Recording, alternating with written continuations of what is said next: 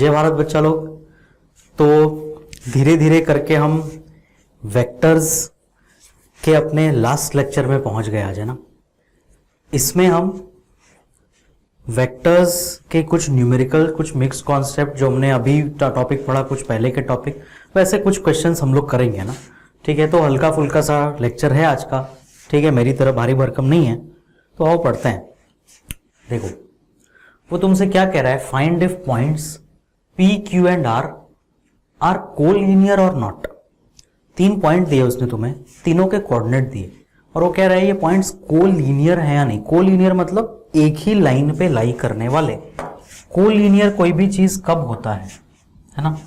कोई भी चीज कोलिनियर कब होगा। जैसे मान लो अगर मैं ये लाइन ड्रॉ करूं तो अगर पॉइंट P भी इसी लाइन पर है, पॉइंट Q भी इसी लाइन पर है और पॉइंट R भी कहीं अगर इसी लाइन पे है, तो हम क्या बोलेंगे कि ये क्या है, कोलिनियर है। तो मुझे बताओ कैसे हम पता करें ये कोलिनियर है या नहीं, विथ हेल्प ऑफ वेक्टर की प्रॉपर्टीज। तो थोड़ा सा एक बार तुम सोचो, है ना, थोड़ा टाइम लेके पॉज कर लो स्क्रीन और सोचो कि हम कैसे प्रूव करेंगे कि ये कोलिनियर है या नहीं है। ठीक है, एक से ज्यादा तरीके हैं इसको प्रूव करने के और जो शॉर्टेस्ट प्रोसेस होगा मैं तुम्हें वही बताऊंगा। क्लियर। जो दूसरा लंबा प्रोसेस है वो भी तुम कर सकते हो खुद से और तुम देखोगे दोनों से ही आंसर आता है। बट तुम एक बार सोचो कि मैं अगर मुझे सबके पोजीशन वेक्टर पता है ना, P, Q और R तीनों के, तो हम कैसे P, Q और R कोलिनियर पॉइंट्स हैं या नहीं, ये हम कैसे प्रूव कर सकते हैं। ठीक है, चलो देखो, है ना, मुझे बताओ जो शॉर्टर प्रोसेस है पहले मैं तुम्हें वो बताता हूं, है ना। हमें P, Q, R के कोऑर्डिनेट्स मालूम है। अगर मैं एक वेक्टर PQ ले लूं और एक वेक्टर QR ले लूं, एक PQ वेक्टर और एक QR वेक्टर, मुझे बताओ तो इन दोनों के बीच का एंगल कितना हो जाएगा, 0 डिग्री। इसका मतलब ये दोनों कैसे वेक्टर हो जाएंगे, पैरेलल, है ना। एक्चुअल में ये पैरेलल, अगर तुम QR को थोड़ा सा अपनी जगह से शिफ्ट कर दोगे तो दोनों पैरेलल हो जाएंगे ना। बट मेन पॉइंट क्या है कि उनका बीच का एंगल 0 डिग्री होगा। तो जब भी एक वेक्टर दूसरे से पैरेलल होता है तो वो कैसे प्रूव किया जाता है, मैंने तुम्हें बताया था। तुम एक को दूसरे का स्केलर मल्टीपल प्रूव कर सकते हो, मतलब जो रेशियो है x component, y component, z component का, वो सबका सेम आएगा। तो बात पकड़ में आ गई, देखते हैं। चलो वेक्टर PQ लिखते हैं पहले, क्या होगा। तो बोलो वेक्टर PQ, मैं डायरेक्ट लिखूंगा, है ना। Q का कोऑर्डिनेट्स माइनस P का कोऑर्डिनेट, है ना। Q का पोजीशन वेक्टर माइनस P का, क्योंकि वेक्टर PQ, तो Q 2 - 1 1 मतलब I cap, 0 - -2 +2 J cap, 1 - 3 -2 K cap. Similarly QR vector क्या हो जाएगा, QR वेक्टर हो जाएगा R का पोजीशन माइनस Q का पोजीशन। तो बोलो 4 - 2 2I कैप, -1 - 0 -1 J कैप और 2 - 1 +1 K कैप, +1 K कैप आया ना ये। ठीक है, ये वैल्यू हमारी कितनी आई थी, 1 - 3 -2 आया था और ये 2 - 1 क्या आया तुम्हारा, 1 आया।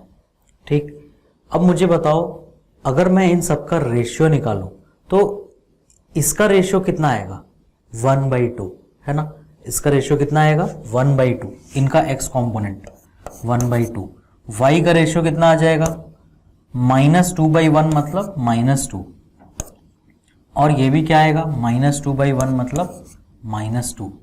ठीक है, तो मुझे बताओ क्या ये दोनों सारे के सारे रेशियो सेम आए क्या, नहीं। इन दोनों का रेशियो तो सेम आया बट x वाला रेशियो सेम नहीं आ पाया ना। क्लियर सभी को ये चीज। तो मुझे बताओ क्या अब ये दोनों वेक्टर पैरेलल होंगे, नहीं होंगे, है ना। क्यों, क्योंकि तुम PQ = लैम्डा टाइम्स QR नहीं लिख सकते। क्यों, क्योंकि दोनों का रेशियो सेम नहीं आ रहा। समझ आया। तो इसका मतलब P, Q और R जो है वो कोलिनियर पॉइंट्स नहीं है। ठीक, सेकंड और क्या तरीका था, तुम मुझे बताओ अगर R कोलिनियर वहां नहीं हो करके, लेट अस से R यहां होता, तो फिर P, Q और R मिलके एक ट्राइंगल बना सकते थे ना। बट अगर वो तीनों एक ही लाइन पे हैं तो ट्राइंगल नहीं बनेगा। तो अगर ट्राइंगल नहीं बनेगा इसका मतलब क्या है कि एरिया ऑफ ट्राइंगल जो तुम इन दोनों से निकालोगे वो 0 आना चाहिए, या फिर इन अदर वर्ड्स इन दोनों का क्रॉस प्रोडक्ट 0 आना चाहिए, क्योंकि वो half into P Q cross Q R करोगे तुम, है ना, half into P Q cross Q R करोगे तो हाफ तो वो जीरो से मल्टीप्लाई होकर उधर जीरो ही हो जाएगा। मतलब इन दोनों का क्रॉस प्रोडक्ट अगर जीरो आ गया इसका मतलब क्या है, जरूर तीनों पॉइंट्स कोलिनियर है। तो तुम क्रॉस प्रोडक्ट भी करके देख सकते हो, बट क्रॉस प्रोडक्ट एक लंबा तरीका है करने का। उसको देखने का दूसरा तरीका भी है क्रॉस प्रोडक्ट वाला, एरिया ऑफ ट्राइंगल छोड़ के दो पैरेलल वेक्टर के बीच का एंगल कितना होता है, जीरो, तो उनका क्रॉस प्रोडक्ट तो जीरो आना ही चाहिए ना, क्योंकि साइन जीरो जीरो होता है। बट उससे इजियर तरीका हमारे पास है। क्लियर सभी को ये चीज? तो ये हमने पता कर लिया कि हमारे जो वेक्टर्स हैं वो कोलिनियर हैं या नहीं है। समझ आई बात? तुम PQ और QR तुमने चेक किया, तुम ना PQ और PR भी चेक कर सकते थे। जैसे मैंने PQ और QR किया ना, तुम PQ और PR भी कर सकते थे। अगर PQ और PR भी पैरेलल हो गए इसका मतलब तो भी वो कोलिनियर ही होंगे। समझ आया? तो तुम देखो, अगर मैं यहाँ पे PR वेक्टर लिखूं ना, वेक्टर PR, तो R का पोजीशन माइनस P, बोलो 4 - 1 कितना हो जाएगा, 3i कैप, और -1 -2 कितना हो जाएगा, +1j कैप, और 2 - 3 कितना हो जाएगा, -1k कैप। अब तुम इसका और इसका रेशियो निकाल के देखो, बोलो क्या रेशियो आ रहा है। पहले वाले का 1/3 आ जा रहा है, दूसरे वाले का 2/1 आ जा रहा है, तीसरे वाले का -2/-1, मतलब वो भी 2/1 आ जा रहा है ना, -2/-1। तो ये तीनों रेशियो सेम आए क्या? नहीं। इसका मतलब P, Q और R तीनों कोलिनियर नहीं है। समझ आई बात सभी को? तो ये तरीका है पता करने का। MCQ एक होगा तुम्हारे एग्जाम में, तुम देख के ओरली बता दोगे ना, माइनस करके और फिर ऐसा रेशियो निकाल करके कि वो है या नहीं कोलिनियर। समझ आया बात? आगे बढ़ते हैं। Prove that A + B dot A cross B is equal to 0, है ना, ये अपने को प्रूव करना है। तो करते हैं, ठीक है, ब्रैकेट ओपन करें, करो, ट्राई करो, तुम पहले ट्राई करो इस क्वेश्चन को और देखो तुम प्रूव कर पा रहे हो या नहीं, है ना। और देखो, है ना, vector A dot A cross B plus vector B dot A cross B, है ना। तो ये क्या होगा बताओ, अगर मैं ब्रैकेट ओपन करूंगा यहाँ पे तो मुझे क्या क्या मिलेगा। अगर मैंने ब्रैकेट ओपन किया, ध्यान से देखो, क्या ब्रैकेट ओपन करने की जरूरत है? बिल्कुल नहीं है। क्यों नहीं है? A क्रॉस B क्या A के परपेंडिकुलर होगा?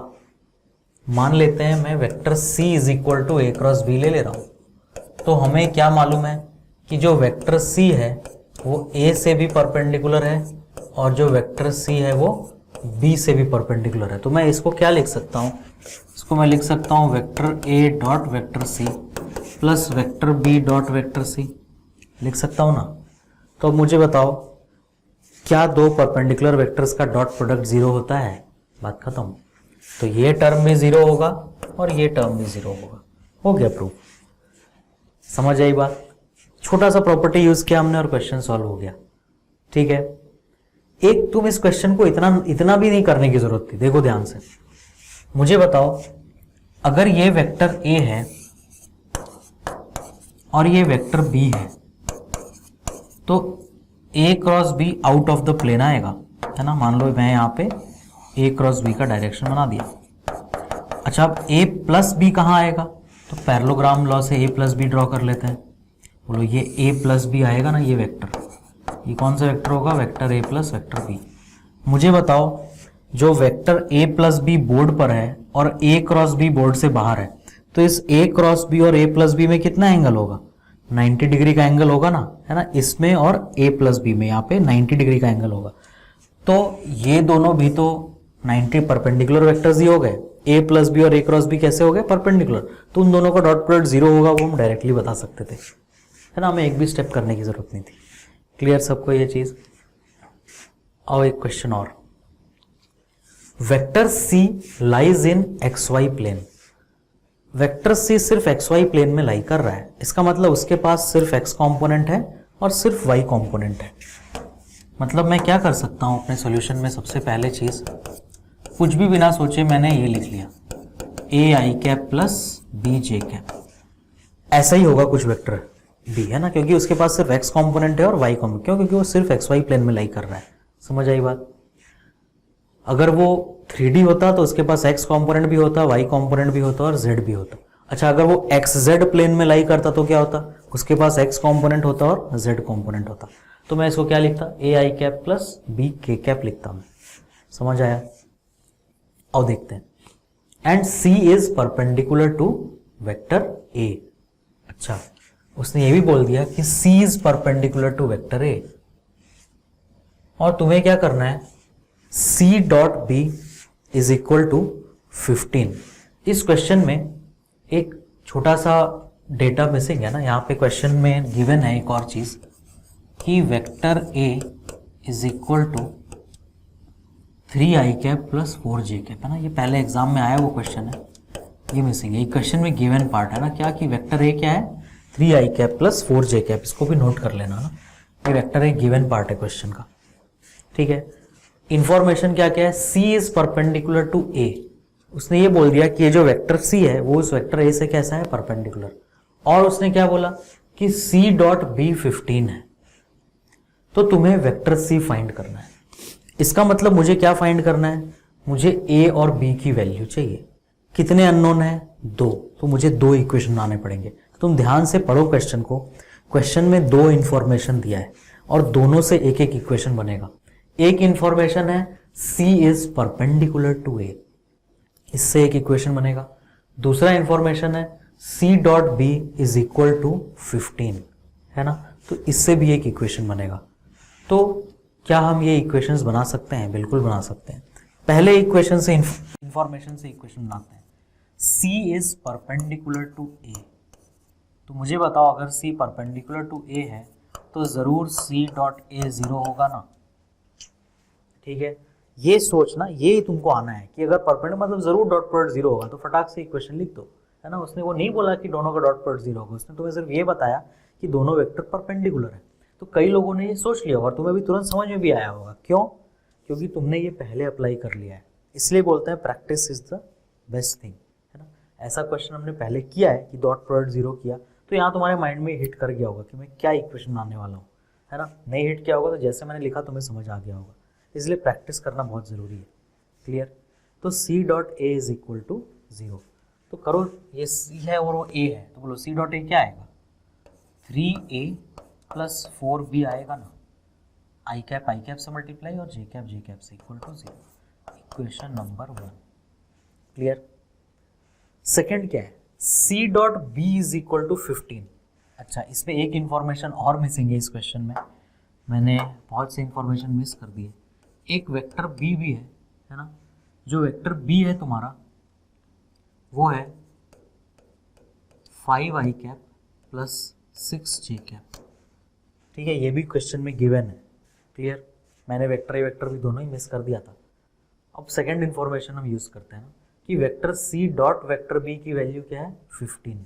तो c डॉट b करते हैं। Vector c dot vector b मतलब कितना आ जाएगा, ये 5a प्लस 6b की वैल्यू कितनी हो गई, 15। क्लियर? 5a प्लस 6b की वैल्यू कितनी हो गई, 15। अब वो तुमसे ये पूछ रहा है कि तुम्हें ये बताना है कि a और b की वैल्यू कितनी होगी। तो क्या हम सॉल्व कर सकते हैं इन दोनों इक्वेशन को for finding the value of a and b? चलो करते हैं। क्या किया जाए बोलो। पहले वाले इक्वेशन को 5 से मल्टीप्लाई कर देते हैं और दूसरे वाले को 3 से मल्टीप्लाई कर देते हैं। पहले वाले को अगर मैं 5 से मल्टीप्लाई करूंगा तो 15a plus 20b equal to क्या आएगा, 0। और दूसरे वाले को 3 से करूंगा तो 15a प्लस 18b क्या आएगा, 45, है ना, 45। अब पूरे को माइनस कर देते हैं। तो मुझे बताओ ये क्या है, 20 minus 18b 2b equal to minus 45। मतलब b की वैल्यू क्या आ गई, माइनस 45/2। क्लियर सभी को? इस b की वैल्यू को फर्स्ट इक्वेशन में डाल दो, है ना। b को फर्स्ट इक्वेशन में डालोगे तो क्या होगा, 3a माइनस 4 इंटू 45/2, है ना। मैंने माइनस 45/2 वैल्यू डाल दिया, इक्वल टू 0। तो इक्वल टू 0, तो ये 2 टाइम्स, तो 3a इक्वल टू क्या आया, 90। तो a की वैल्यू क्या आ गई, 30। बोलो मिल गया हमें अपना वेक्टर सी, है ना। बोलो सर पहले तो वेक्टर ए और वेक्टर बी नहीं मिल रहा था, वो वैल्यू दी थी बट मैं क्वेश्चन में लिखना मिस कर गया था। तो बोलो वेक्टर सी हमारा आंसर क्या हो गया, हमारा आंसर हो गया vector c equal to 30 i cap minus 45/2 j cap, ये हमारा आंसर हो गया। क्लियर सभी को ये? तो this is your full solution, है ना। तो दो अननोन थे, तुमने क्वेश्चन से फिजिक्स यूज करके दोनों को इक्वेशन में कन्वर्ट किया और बाकी सिंपल मैथमेटिक्स से उसे सॉल्व कर लिया। समझ आया? कोई भी न्यूमेरिकल फिजिक्स में सॉल्व करने का यही तरीका है, क्वेश्चन में जो इन्फॉर्मेशन दिया है वो तुम्हें जो क्लास में कॉन्सेप्ट पढ़ाया गया है उसके हेल्प से तुम्हें इक्वेशन बनाना है, और फिर इक्वेशन बनाने के बाद ये जो क्लास 10th में तुमने या 9th में सीखा होगा ऐसा, या क्या पता उसके पहले भी सीखा हो, है ना, साइमल्टेनियस इक्वेशन, कैसे हम दो इक्वेशन दो अननोन सॉल्व करते हैं। क्लियर? चलो एक क्वेश्चन और, vector P and vector Q are two forces acting at a point, है ना, दोनों वेक्टर हैं तो फोर्स भी वेक्टर ही होता है, such that if vector P is reversed, अगर हम वेक्टर P को उल्टा कर देंगे मतलब माइनस वेक्टर P कर देंगे, then direction of resultant is turned through 90 degree.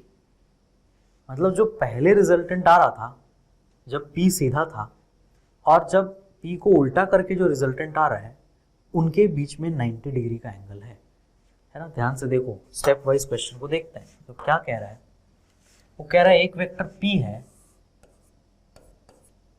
और एक वेक्टर Q है, ठीक।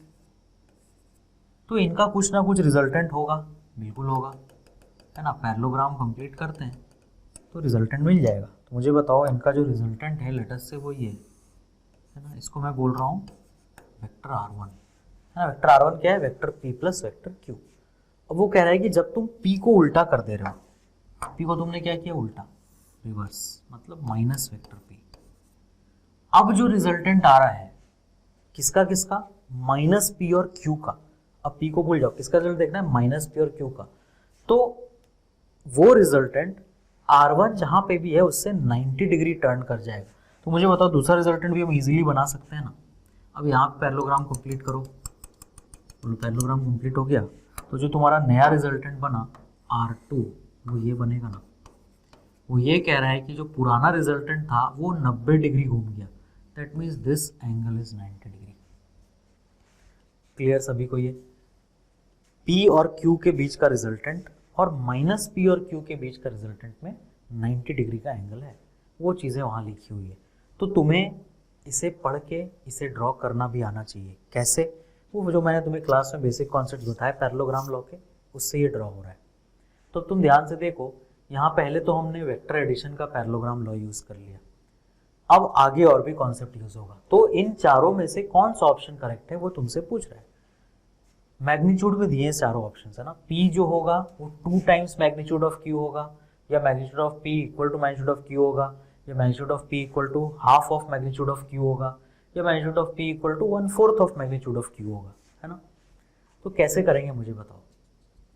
तो मुझे ये समझ में आ रहा है कि मुझे दो वेक्टर परपेंडिकुलर दिए हुए हैं, तो मेरा तो सारा का सारा ध्यान कहाँ चला गया पता है, मेरा सारा का सारा ध्यान यहाँ चला गया,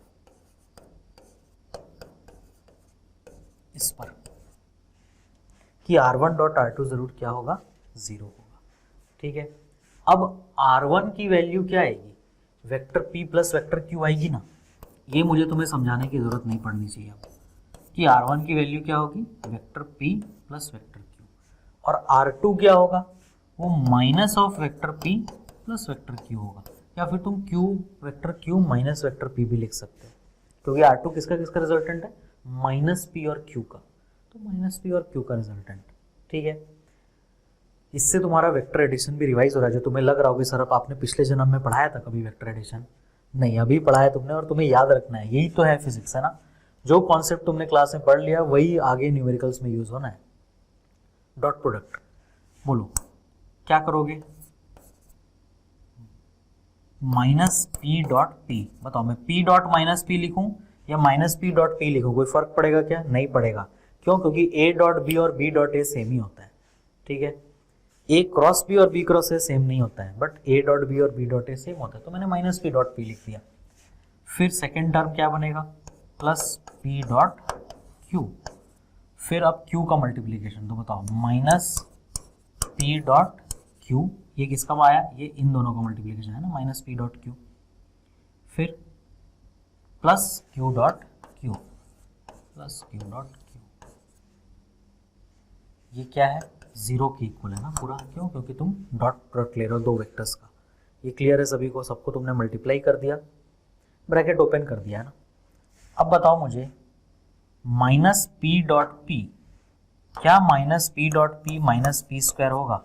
किसी भी वेक्टर का खुद से डॉट प्रोडक्ट उसके मैग्नीट्यूड का स्क्वायर हो जाता है, ये हमने पढ़ा है, a dot a is equal to a square. अच्छा, ए क्रॉस ए वो जीरो होता है, ठीक है। प्लस पी डॉट क्यू और ये माइनस पी डॉट क्यू, अब ये दोनों कैंसिल होंगे। P क्रॉस Q और minus P cross Q cancel नहीं होता है, वो दोनों ऐड हो जाते हैं, क्यों, क्योंकि P cross Q is equal to minus of Q cross P।